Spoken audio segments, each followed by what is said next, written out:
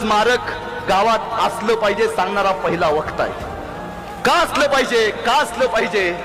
यासाठी असलं पाहिजे, ज्या गावात महाराजांचं स्मारक आहे ना, त्या गावाला एक वेगळं वैभव आहे. छत्रपती शिवाजी महाराजांचं स्मारक यासाठी बांधलंय.